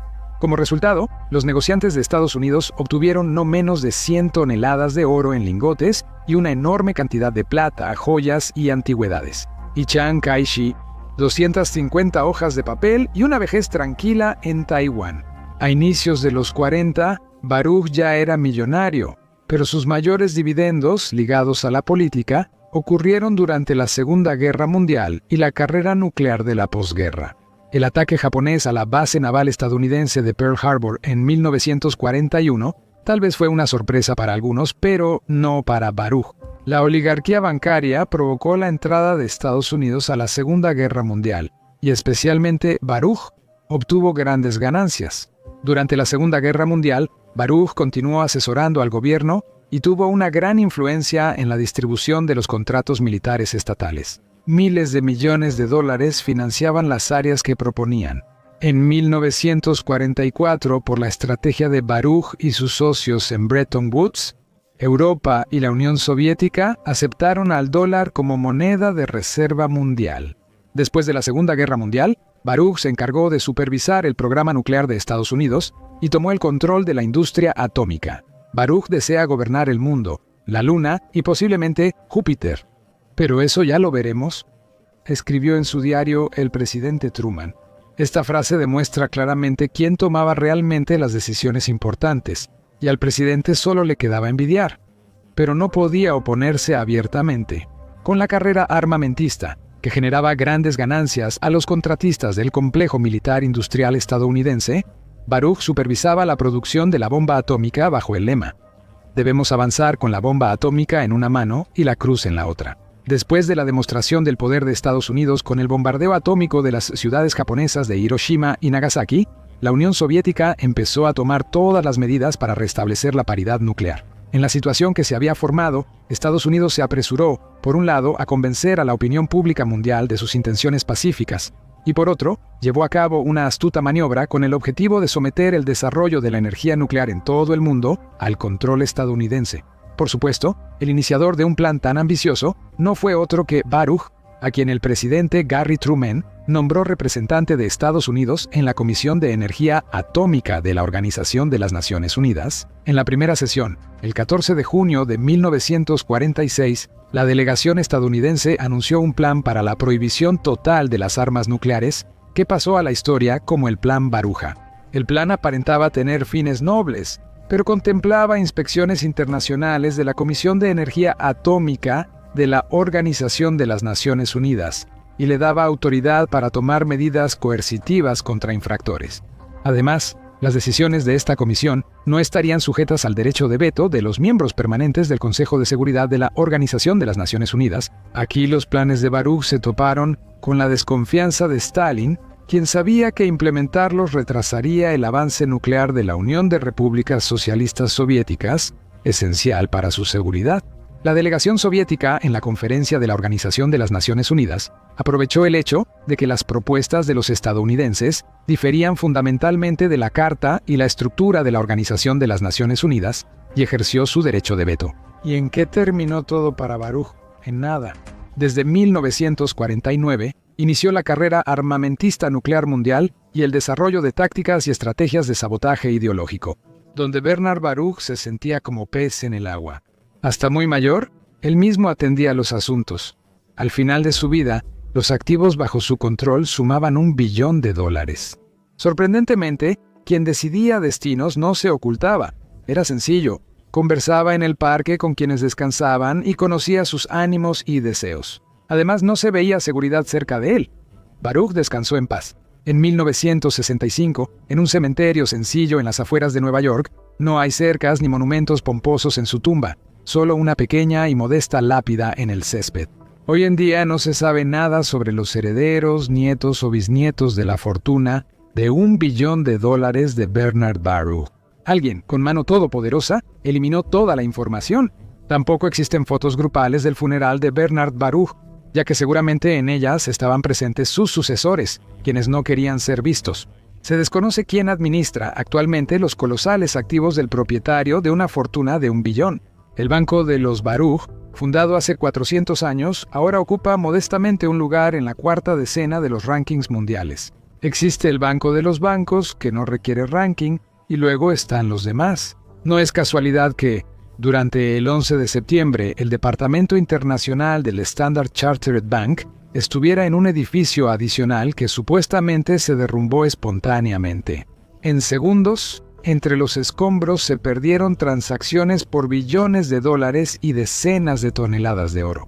Pero es hora de pasar al siguiente clan, cuya influencia en el destino del Imperio ruso es difícil de sobreestimar. De él decían lo siguiente: nada judío le es ajeno a su corazón. La Enciclopedia Judía Americana Judaica proporciona los siguientes datos biográficos sobre Jacob Schiff. Jacob Henry Schiff, financiero y filántropo estadounidense, nació en Alemania y provenía de una destacada familia rabínica. El fundador de esta familia, Schiff Meyer ben Jacob HaKohen, fue un importante talmudista y autor rabínico. Jacob Schiff recibió educación secular y religiosa en la escuela local, siguiendo los pasos de su padre Moisés, quien era socio en el Banco Rothschild. A los 18 años, Schiff emigró a Estados Unidos. Se unió a una firma de corredores en Nueva York y fue socio de Butch, Schiff y compañía. En 1875, se casó con la hija de Salomón Liub, quien era el jefe de la firma bancaria Kuhn Lo Co., y entró a la firma Testi. Y, como en ese chiste, aquí fue donde la suerte realmente le sonrió. Este banco fue fundado en 1867 por Abraham Kuhn y Salomón Liub. Después de la boda, el banco, en el que el capital principal pertenecía al padre de su esposa, Schiff, lo convirtió en uno de los más grandes de América y luego compró la participación de Abraham Kuhn. Es notable que los fondos para esta transacción los proporcionaron los Rothschild. También es interesante que en 1894 Felix Warburg, socio principal de Kuhn Levy Co., de quien hablaremos más adelante, se casó con Frida, hija de Schiff. A su vez, su hija, en 1916, se casó con Walter Nathan Rothschild. Siguiendo los preceptos del jefe del clan, todos los personajes están unidos por lazos familiares. Pero volvamos a Schiff, quien no se limitó exclusivamente a la actividad bancaria, sino que también invirtió en la industria. Se trataba de la metalurgia, compañías eléctricas, telegráficas y más tarde telefónicas. Las inversiones en el desarrollo de los ferrocarriles también generaron buenas ganancias. Como líder de la comunidad judía en Estados Unidos, Schiff financió el Seminario Teológico Judío y las secciones judías en bibliotecas públicas del país. También fue vicepresidente de la Cámara de Comercio de Estados Unidos. Formó parte del Consejo Educativo de la ciudad de Nueva York y ocupó muchos cargos honoríficos. En su biografía hay muchos ejemplos de apoyo al pueblo elegido por Dios. Todo estaría bien si esto no hubiera afectado tanto al mundo y especialmente a nosotros. Analicemos 3 objetivos principales que supuestamente perseguía Schiff y que, al final, cambiaron el curso del desarrollo de nuestro futuro. Apoyar a cualquier enemigo de la Rusia zarista. Jacob Schiff otorgaba grandes préstamos al gobierno estadounidense, así como a los gobiernos de países extranjeros.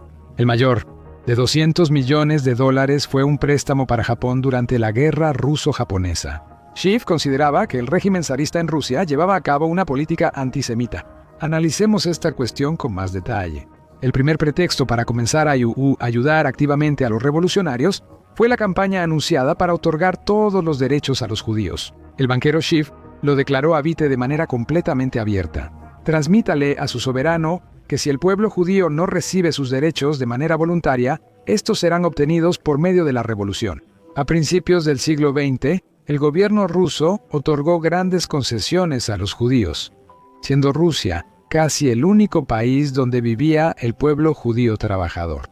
Es decir, a diferencia de Francia, Alemania y especialmente Estados Unidos, donde los judíos se enfocaban en la usura y los negocios. En Rusia vivían millones de judíos que trabajaban con el sudor de su frente, pero la comunidad judía rusa se estaba estratificando. Si la generación antigua leía la Torá, iba a la sinagoga y respetaba la ley, oponiéndose a las conmociones revolucionarias, la joven leía a Marx, no iba a la sinagoga y se burlaba de las costumbres de sus antepasados. Estas divisiones fueron aprovechadas por sociedades secretas internacionales. ¿Cómo buscó Nikolai II un acuerdo con los rabinos judíos y contactó a los Rothschild? ¿Qué descubrió la inteligencia rusa a partir de la transcripción de la reunión de 5 multimillonarios judíos? ¿Por qué mataron a Stolypin? Estas preguntas están relacionadas y listos para hablarlas, pero ¿vale la pena? Denle like a esta película si creen que vale la pena. Si conseguimos suficientes, incluiremos estos temas en nuevos episodios. Pero volvamos a Schiff. En febrero de 1904, reunió en su casa a representantes de organizaciones comunitarias judías y les informó que en no más de 2 días comenzaría una guerra entre Japón y Rusia. ¿Cómo lo sabía de antemano? El banquero también informó que había recibido una solicitud de préstamo para el gobierno japonés. Schiff pidió conocer la opinión de los presentes sobre el posible impacto en sus correligionarios rusos. Y, como entendemos, la mayoría votó a favor de conceder el préstamo a Japón. Por supuesto, posteriormente negó la concesión de préstamos a Rusia e influyó en otros bancos para que tampoco lo hicieran. Preparación de una huelga política masiva en Rusia.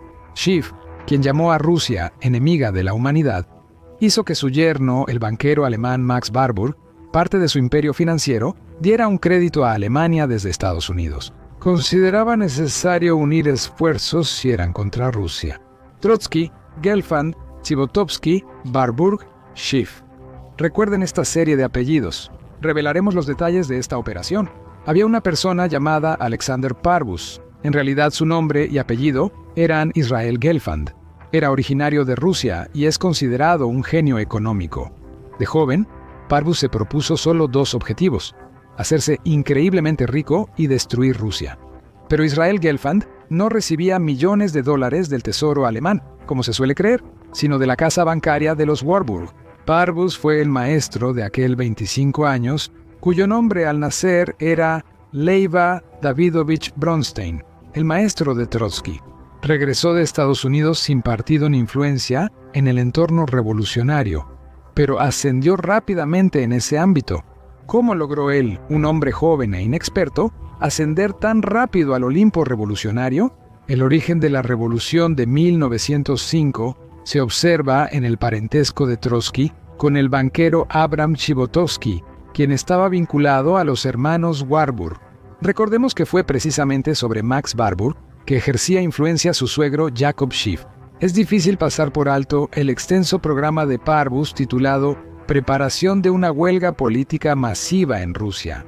Incluía la siguiente disposición: sobre una huelga masiva bajo el lema Libertad y Paz, que debía comenzar en Petrogrado y abarcar las fábricas de armas y las líneas ferroviarias; sobre la agitación entre los trabajadores en las ciudades portuarias de Odessa, Sebastopol y en los astilleros de Nikolayev; sobre la fuga de presos políticos de Siberia y su uso como agitadores revolucionarios en Petrogrado; sobre el uso de la prensa rusa en Europa, que influiría en los países neutrales y los llevaría a entrar en la guerra con Alemania; Sobre Ucrania, incitación contra el dominio ruso a favor de la autonomía, especialmente entre los campesinos, derrocar al zar ruso. En julio de 1918, Shiv envió a los bolcheviques rusos un mensaje a través de los canales diplomáticos de Estados Unidos, con la orden de eliminar al ex emperador Nikolai II y a su familia. Los bolcheviques, al huir apresuradamente de Ekaterimburgo, no lograron destruir todas las cintas con mensajes telegráficos. Después de la toma de Ekaterimburgo por los blancos, estas cintas las halló el autor Nikolai Sokolov en el edificio del telégrafo. Él recogió las cintas, pero no pudo descifrarlas. Un grupo de expertos en París hizo la decodificación.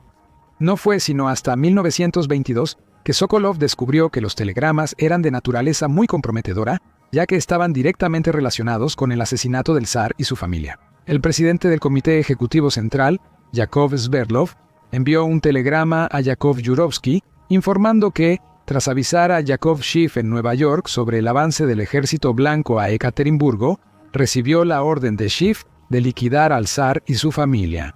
Esta orden le fue entregada a Sverdlov a través de la representación estadounidense, que en ese momento se encontraba en Vologda. Sverdlov le ordenó a Yurovsky cumplir con esta despiadada orden, pero al día siguiente, Yurovsky decidió verificar si realmente la orden se refería a toda la familia o solo al ex emperador. Sverdlov confirmó que la familia debía ser eliminada y Yurovsky fue encargado de ejecutar la orden. Actualmente hay debates sobre lo que sucedió después y si realmente la familia imperial fue asesinada, pero de eso hablaremos en otra ocasión. Y ahora, señalemos este hecho. El investigador militar ruso de casos especialmente importantes, Boris Brasol, a quien sus contemporáneos llamaban un investigador nato, estuvo en una misión en Estados Unidos desde 1916, donde se quedó después de la Revolución. En el archivo del Departamento de Estado se conserva su informe Bolchevismo y Judaísmo, fechado en 1918, en el que se afirma lo siguiente. La decisión de derrocar al gobierno zarista fue tomada el 14 de febrero de 1916 en el barrio judío de Nueva York por un grupo de revolucionarios encabezados por el banquero Jacob Schiff. Bueno, y ahora es momento de pasar al siguiente clan, que ya se ha mencionado varias veces a lo largo de esta película. Los Warburg son el clan bancario más grande del mundo. ¿Qué los hace notables? ¿A qué se dedicaban en el pasado y a qué se dedican ahora?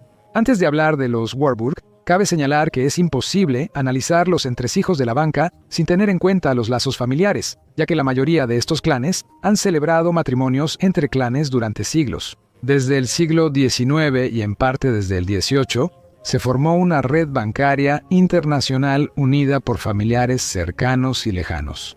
Existe una cifra así. La mitad de los 59 matrimonios de los Rothschild en el siglo XIX fueron entre parientes. Recuerden, uno de los puntos principales del llamado testamento de Rothschild era precisamente que los hombres se casaran con sus primas, hermanas y primas segundas. Como partido conveniente, no solo elegían familiares, también se fortalecían los lazos entre las principales figuras bancarias. Esto era, en esencia, la absorción de algunas dinastías por el mayor clan bancario, incluyendo el cambio de apellido paterno. Por ejemplo, la hija del banquero de la corte real de Baviera y Prusia, cónsul general de Sicilia y Austria, Karl Rothschild, se casó con un miembro de la familia bancaria de Frankfurt, Maximilian Goldschmidt, y él de inmediato se convirtió en el barón Goldschmidt Rothschild. Aquí tienes otro ejemplo así. A Abraham Montefiore, miembro de una antigua familia judía aristocrática de Inglaterra y emparentado con la hija de Amschel Rothschild, le ofrecieron cambiar su apellido por Rothschild para entrar en los negocios financieros. Después, Montefiore Rothschild fue el supervisor bancario monopolista en toda Australia. El matrimonio de Kalman Rothschild con Edelheid Hertz, futura favorita del rey de Nápoles en 1818, aseguró a los Rothschild una relación comercial y un vínculo familiar indirecto con los Oppenheimer. Además, estos matrimonios aumentaban su estatus aristocrático, una política familiar deliberada. Una vez más, elevaron su estatus en 1814 cuando se emparentaron con los Warburg. Ahora echemos un vistazo más de cerca a este clan. Es una familia sefardí que llevaba el significativo apellido del Banco, originaria de Venecia, donde era una de las más ricas. La diáspora judía veneciana fue la cuna de la élite financiera mundial moderna y el grupo financiero judío más grande y rico de Europa. Vivía compactamente en una sola ciudad, pero debido a sus lazos históricos con otras regiones, controlaba los flujos de capital en toda Eurasia. La situación económica de Venecia se basaba en la usura y el comercio de esclavos en el Mediterráneo. Luego, debido a muchos factores, el comercio de esclavos comenzó a disminuir en toda Europa, y el debilitamiento de la República de Venecia sirvió como impulso para la salida de los judíos de Venecia hacia los países del norte de Europa. La migración de los judíos y la fuga de sus capitales no era caótica, sino controlada por el llamado Partido Veneciano, cuyos financieros gestionaban el futuro de sus capitales. Durante estos acontecimientos, en el siglo XVI, parte del clan se mudó a Escandinavia e Inglaterra. Simultáneamente, la rama familiar en Copenhague mantiene el apellido veneciano del banco, mientras otra parte se muda a Alemania y se establece en Warburg. Al mismo tiempo, los migrantes cambian su nombre real por el nombre de la ciudad en la que decidieron quedarse. Bastante ambicioso, ¿no es cierto? Hace unos 220 años, los hermanos Moisés y Gershon, representantes de esta rama alemana, recién nombrados en Warburgo, fundan el banco Warburgo y Compañía. Durante el gobierno de Sigmundo y Mauricio, dos sobrinos de Moisés, uno de los fundadores. El banco se convierte en el número 1 entre los bancos privados de Europa. Luego, en Warburgo amplían su influencia, fundan bancos en Londres y Nueva York. Uno de los sobrinos, Mauricio Warburgo, a su vez se casa con el clan Oppenheimer. Los 5 hijos de este matrimonio con Carlota Esther Oppenheimer, Abby, Max, Paul, Félix y Fritz, se convierten en el Magnífico Quinteto, así los llamaban en Alemania. Los 5 nacieron en Hamburgo, terminaron la preparatoria ahí, y en lugar de educación superior hicieron prácticas en los bancos de su propio clan. Solo Abby estudió en la universidad, pero él no se convirtió en banquero, de eso hablaremos un poco más adelante. Uno de los hermanos de este magnífico grupo de 5, Max Warburg, continúa con el negocio familiar. Además de dirigir el banco, antes de la Primera Guerra Mundial, fue consejero del Kaiser Guillermos. En 1918, le ofrecieron convertirse en ministro de Finanzas del gobierno. Él rechaza la oferta, considerando que inevitablemente lo verán como un agente del gran capital judío. Max Warburg integró el Consejo General del Reichsbank, el Banco Central de Alemania, de 1924 a 1933. En los años 30, Max y su banco fueron clave en la implementación del Acuerdo de Haavara, firmado en 1933 entre la agencia judía y el gobierno nazi. Esto fue el inicio del plan para reasentar a los judíos de Alemania en Palestina, lo que finalmente llevó a la creación del Estado de Israel. Max también formaba parte de la junta directiva del sindicato químico Farben Industries, la corporación más importante del Tercer Reich. En 1938, él emigra a Estados Unidos, lo que lo salva de la persecución nazi y también del juicio posterior a la guerra al que fueron sometidos todos los líderes del sindicato. Viajemos con él a través del océano y echemos un vistazo a otro hermano de la magnífica quinteta, Paul Warburg. Permítanme presentarles. Ante ustedes está el padre del sistema de la Reserva Federal de Estados Unidos. A los 27 años, se casa con Nina Loeb, hija de Salomón Loeb, fundador del banco neoyorquino Kuhn Loeb y Company.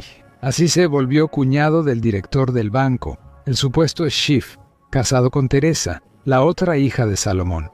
En 1900, Paul se mudó a Estados Unidos y trabajó en la compañía bancaria de su suegro. En 1910, ya participaba en una reunión secreta de los principales banqueros, en la que se elaboró el concepto del Sistema de la Reserva Federal de Estados Unidos, presentado al Congreso de Estados Unidos en forma de informe. Tras la aprobación en 1914 de la Ley del Sistema de la Reserva Federal por el Congreso, Paul fue elegido como uno de los primeros 5 miembros de la Junta Directiva del Banco Central. ¿Tiene sentido decir que la Reserva Federal de Estados Unidos es un banco privado superior a las autoridades oficiales de América? Pero eso no es todo. Hay otro detalle importante. En 1929, el llamado Consejo de Relaciones Exteriores adquiere su propio edificio. Paul Warburg, entonces director de este consejo, aportó gran parte de los fondos para esta compra, y John Rockefeller aportó la parte restante. ¿Qué es el Consejo de Relaciones Exteriores? Financiado por la Fundación Rockefeller y otras similares. Es, en esencia, un centro de pensamiento, la mayor estructura cerrada de orden de la élite estadounidense. Desde 1945 hasta 1972, alrededor del 45% de los cargos de política exterior en el gobierno de Estados Unidos también eran ocupados por miembros de esta estructura. Ingresar a ella era, en esencia, un rito de iniciación para cualquier figura de la política exterior. La CIA, la agencia de inteligencia más famosa de Estados Unidos, fue dirigida en sus primeras décadas por miembros de este consejo como Allen Dulles, John McCone y William Colby. Además, Paul Warburg fundó la Fundación Carl Schurz, que fue una de esas organizaciones donde se gestó la idea de controlar la población del planeta.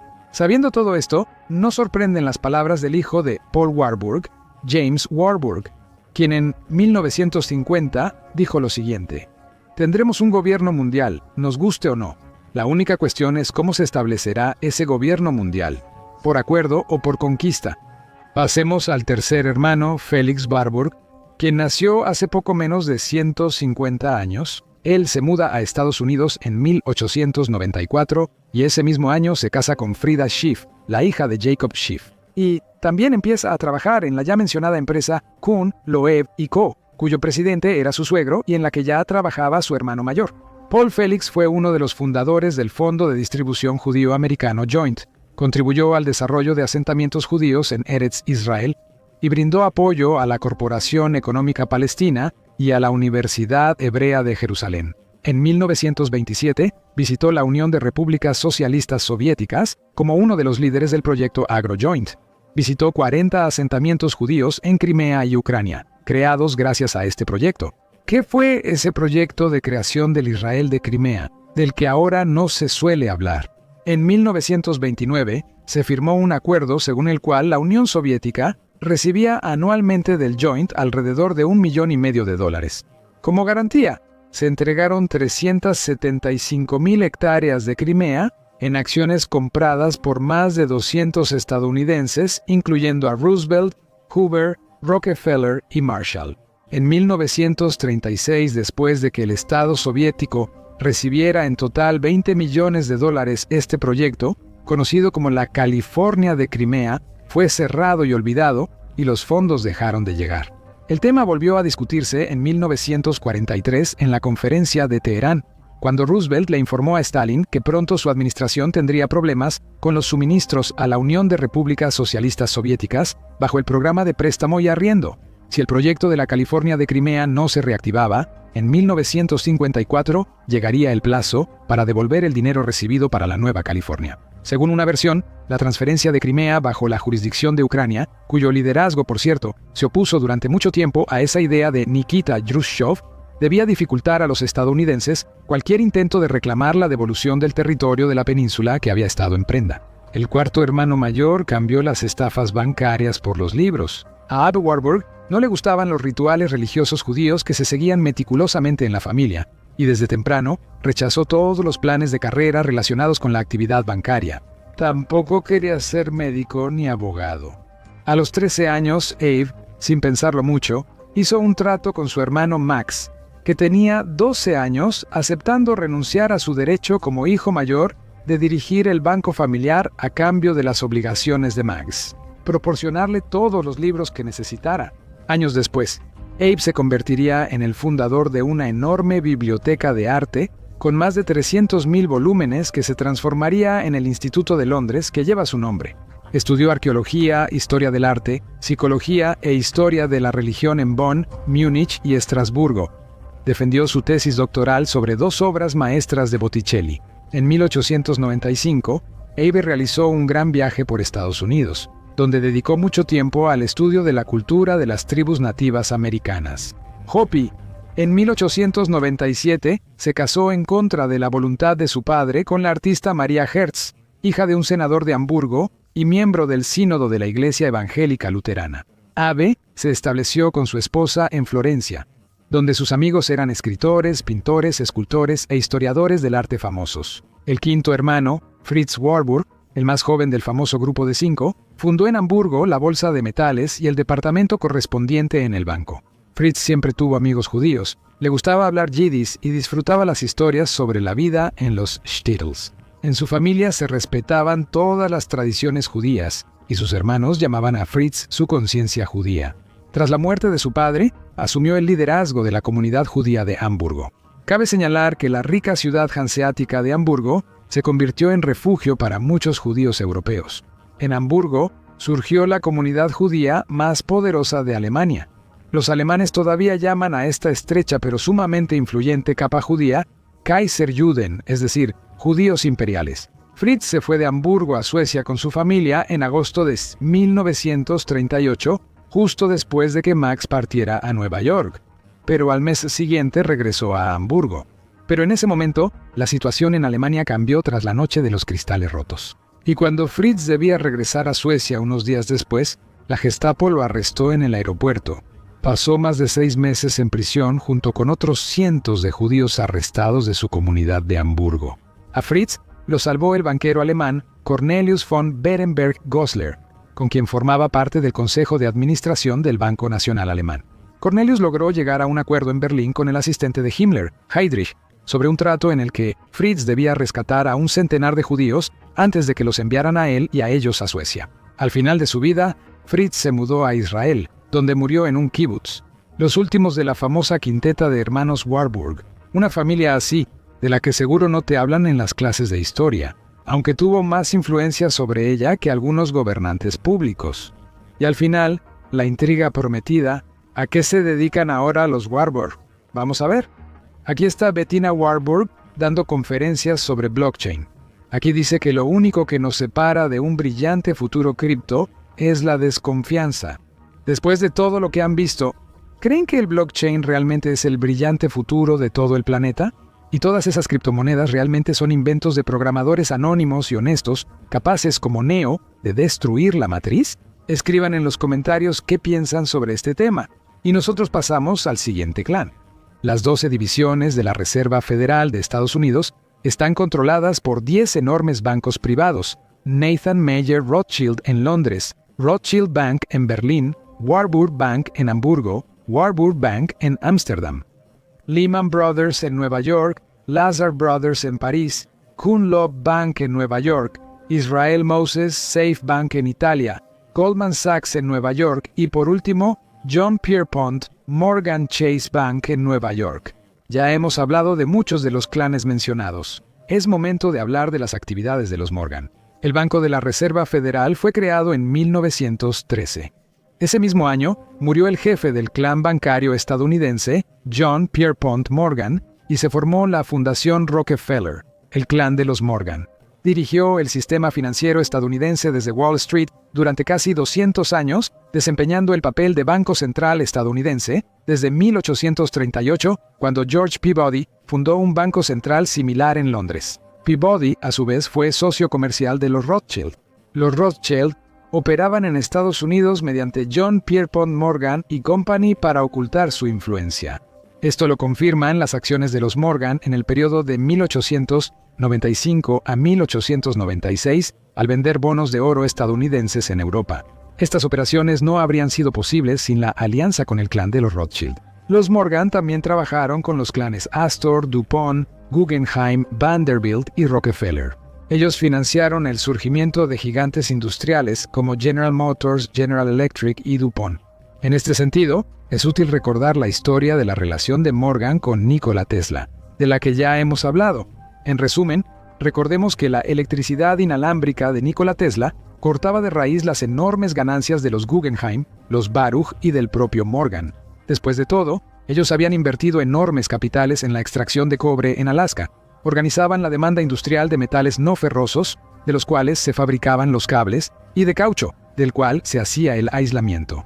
Pero aún así, incluso la gran industria nunca será tan rentable como las manipulaciones bancarias. Junto con los bancos londinenses Rothschild y Baring, los Morgan se convirtieron en una estructura financiera planetaria, echando raíces en muchos países. En 1890, el Banco Central de Egipto tomó un préstamo de los Morgan. Ellos financiaron los ferrocarriles rusos, emitieron bonos de Brasil y financiaron grandes proyectos de construcción en Argentina.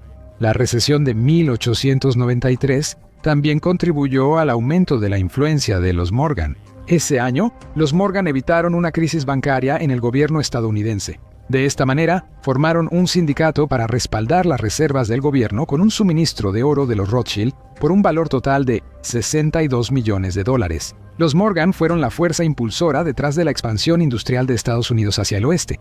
Ellos financiaron y controlaron los ferrocarriles. En 1879, el Ferrocarril Central de Nueva York, financiado por los Morgan, otorgó condiciones favorables a la naciente compañía Standard Oil de John Rockefeller. Los Morgan se unían cada vez más a los Rothschild y Rockefeller para fortalecer lazos. John Pierpont Morgan declaró con entusiasmo: «Solo piensen, todo el ferrocarril al oeste de San Luis estará bajo el control de solo 30 personas».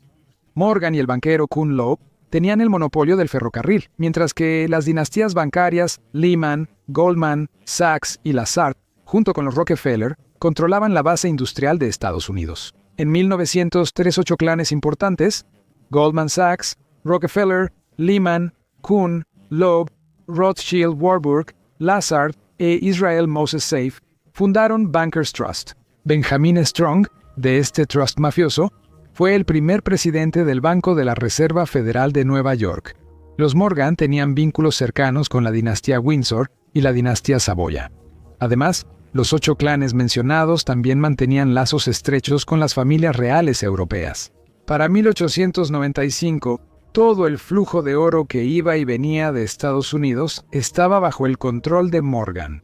En 1897, ocurrieron 69 fusiones industriales organizadas por banqueros. Solo 2 años después ya eran 2.000. ¿Había alguien que se diera cuenta de que toda América estaba cayendo bajo el poder del capital bancario? Muchos veían a los estadounidenses ricos como marionetas de banqueros europeos y los llamaban traidores que trabajaban para el dinero europeo. El Standard de Doyle Rockefeller, Estados Unidos Steel, Andrew Carnegie y los ferrocarriles de Edward Harriman fueron financiados por el banquero Jacob Schiff de Kuhn, Loeb y Co., y él, a su vez, colaboraba estrechamente con los Rothschild de Europa. Incluso varios estados del oeste prohibieron las actividades bancarias. Guillermo Jennings Bryan fue candidato presidencial por los demócratas en 3 ocasiones, de 1896 a 1908. El eje central de su campaña era la idea de que Estados Unidos estaba cayendo directamente en la trampa de la esclavitud financiera del capital británico. Roosevelt ganó las elecciones en 1908, pero debido a la difusión de estas ideas, se vio obligado a aprobar la Ley Sherman, la primera ley antimonopolio de Estados Unidos. En 1912 se llevaron a cabo las sesiones del Comité Pujo, que examinaba la concentración de poder en Wall Street. Ese mismo año, la esposa de Eduardo Harriman vendió a John Pierpont Morgan su considerable paquete de acciones del banco Guaranty Trust Bank de Nueva York, lo que llevó a la creación de Morgan Guaranty Trust. Durante la presidencia de Woodrow Wilson, en 1914 se aprobó la Ley Clayton para regular los trusts. Pero claro, eso no detuvo a nadie. Jack Morgan, hijo y heredero de John Pierpont, respondió a esto pidiendo a sus clientes Remington y Winchester que aumentaran la producción de armas. Él argumentaba a favor de la idea de que Estados Unidos debía entrar en la Primera Guerra Mundial. Bajo el control de los oligarcas, Wilson cedió. ¿Cómo se hacía el negocio durante la guerra? Por ejemplo, así.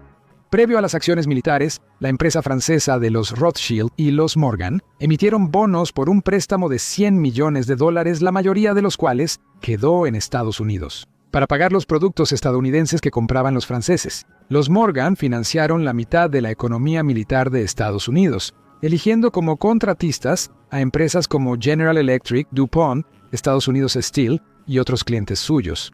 La Conferencia de Paz de París de 1919 se llevó a cabo bajo la presidencia de Morgan.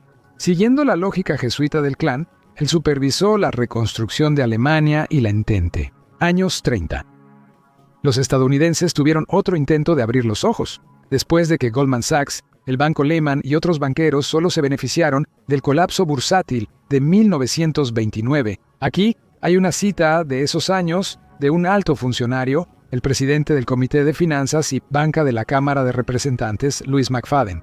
Sobre la Gran Depresión, él dijo lo siguiente: «No fue una casualidad, fue un evento cuidadosamente planeado. Banqueros internacionales buscaban generar desesperación para presentarse como nuestros gobernantes». El senador Gerald Nye encabezó en 1936 una investigación sobre el suministro militar. El funcionario concluyó que los Morgan involucraron a Estados Unidos en la Primera Guerra Mundial para proteger sus préstamos y desarrollar rápidamente la industria militar. Los Morgan respondieron a esto preparándose para entrar en la Segunda Guerra Mundial. tenían vínculos estrechos con las dos familias más ricas de Japón, Iwasaki y Dan, que eran propietarias de Mitsubishi y Mitsui, respectivamente. Morgan también tenía vínculos estrechos con el fascista italiano Benito Mussolini, y Hjalmar Schacht fue el intermediario entre el Banco de los Morgan y las estructuras bancarias alemanas durante la Segunda Guerra Mundial.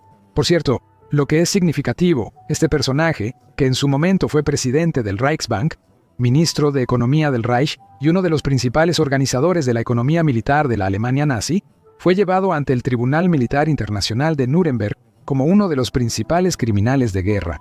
Pero, al igual que otras personas intocables que ocupan un lugar importante en la jerarquía bancaria mundial, fue absuelto en octubre de 1946. Poco después, tras la guerra, los representantes de la familia Morgan se reunieron con Schacht en el Banco de Pagos Internacionales. ¿Qué es el Banco de Pagos Internacionales? Es una de las estructuras más importantes que legalizan el poder de los dueños del dinero sobre el planeta. Es el banco más influyente del mundo, el Banco Central Global de 8 familias que controlan los bancos centrales privados de casi todos los países. El primer presidente de este banco fue Gates Magara, banquero de los Rockefeller y funcionario de Chase Manhattan y la Reserva Federal. Su nieto, Richard Helms, fue director de la CIA. El Banco de Pagos Internacionales rara vez aparece en portadas, ya que el dinero prefiere el silencio, especialmente en la gestión externa de emisiones monetarias nacionales. Del Banco de Pagos Internacionales nació el G20 Grupo de los 20, con un núcleo de países de primer orden y una periferia de países de segundo orden, considerados hijastros. El sentido del sistema con núcleo y periferia es simple y cínico. Las decisiones se toman en el núcleo, y a la periferia se le invita solo para implementarlas y darles legitimidad. En 2009, en la cumbre del G20 en Londres, apareció dentro de su estructura el Consejo de Estabilidad Financiera, Una vez al año, en noviembre, el Consejo de Estabilidad Financiera publica listas de bancos demasiado grandes para quebrar, y los centros emisores correspondientes los ayudan con dinero recién impreso. Por supuesto, la ayuda se brinda a la misma lista de bancos. En el Consejo de Directores del BMR, bancos centrales y comerciales privados conviven juntos. Pero eso no es todo. El BMR cuenta con un centro conceptual que formalmente no forma parte de su estructura, el grupo de los 30 G30 o la treintena, en el que hay aproximadamente la misma cantidad de exjefes de bancos centrales, incluyendo centros emisores de reservas y banqueros privados. Casi siempre, los exbanqueros centrales, al salir, obtienen puestos con mega salarios en los consejos de administración de bancos privados, entrelazando con ellos intereses personales. En la treintena, los intereses estatales se subordinan a los privados. En pocas palabras, si el BMR es un centro externo en relación con el G20, entonces el G30 es un centro externo similar en relación con el propio BMR. Esto significa que el sistema financiero y monetario mundial, bajo el sistema actual, está controlado por la oligarquía. Las estructuras del Banco Central Mundial, Fondo Monetario Internacional y Banco Mundial amplían el control oligárquico sobre la Organización de las Naciones Unidas y sus instituciones, impulsando la agenda globalista con desarrollo sostenible y construcción de paz. Editor de subtítulos y corrector, A. Kulakova, Agencias.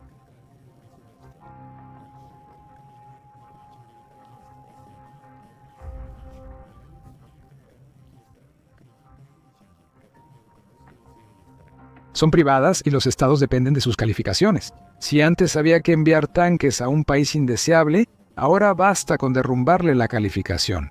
Los propietarios del capital accionario de los principales bancos y empresas transnacionales son siempre los mismos: inversionistas institucionales y fondos de inversión colectiva. 10 o 15 de las mismas compañías de gestión de activos.